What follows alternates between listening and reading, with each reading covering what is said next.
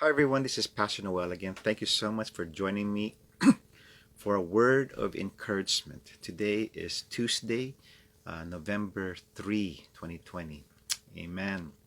My topic today is this: learn to listen. Okay, learn to listen to God even when we're listening to other people.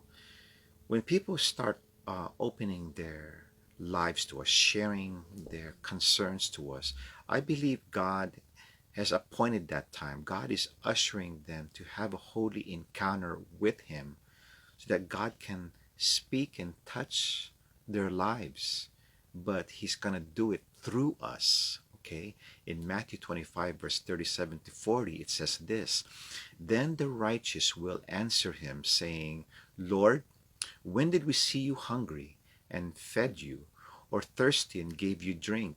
And when did we see you a stranger and welcome you, or naked and clothed you?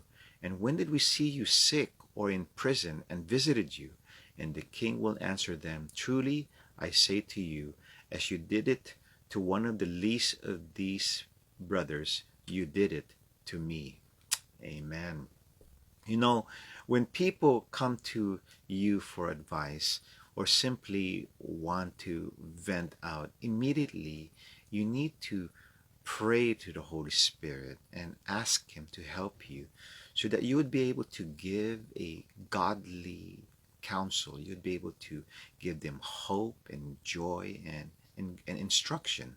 Don't hold back or fall away with an excuse that, oh, I'm not trained, I can't counsel, I'm uneducated in that area, I don't know the word of God too much, I don't think I could help them.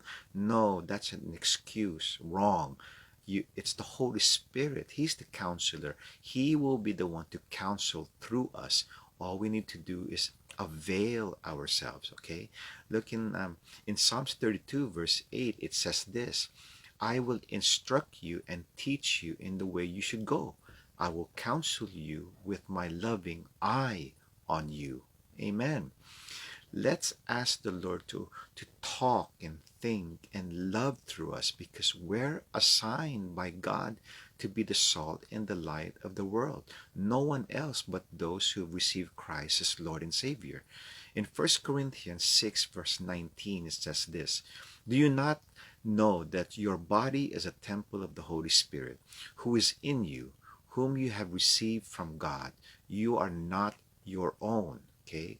So we are God's lighthouse, and we are to shine God's light to a dying world, and that is our responsibility. Okay, amen. When we try to reach out to others using our worldly knowledge, limited knowledge and education, or our personal experiences, unaided, without the help of the Holy Spirit and His gifts and the fruit of the Holy Spirit, then we're literally just offering that person breadcrumbs. His relief will be very, very temporary. Okay? It's when we listen to the Holy Spirit and obey the Holy Spirit that this fresh stream of living water will flow through us and into their lives. And that's what people need: the power of the Holy Spirit, the streams of living water that comes from above. Amen.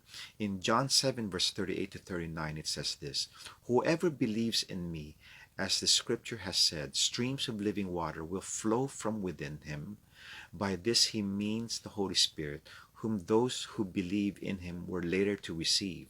Up to that time, the Spirit has not been given, since Jesus had not yet been glorified. But now that Jesus is at the right hand of the Father and is giving us the Holy Spirit, we have the Holy Spirit in our lives, and we are able to do great and mighty things for God. But that's only if we are willing to. Amen.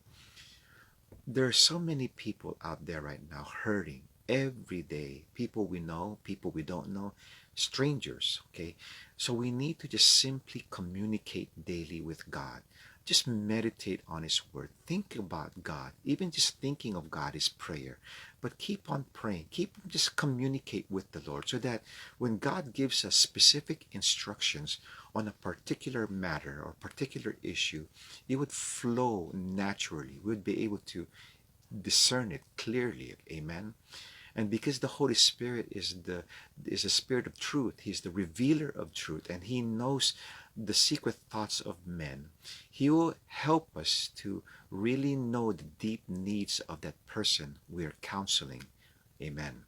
God is always creating an opportunity, an appointment to meet people's needs, and we are the ones who are the connection between God and that person that needs help. We are God's messengers. Praise the Lord. So let's pray. Hallelujah. Father, we know that you are the great counselor, the great comforter, God, and that you are constantly trying to draw people who are pressed unto you. Forgive us, Lord, for ignoring you with so many excuses when you're leading them to us, Lord God, and that you want your word to be presented to them. Lord, we're sorry. Enable us, God, to listen to you as well as listen to others that are hurting.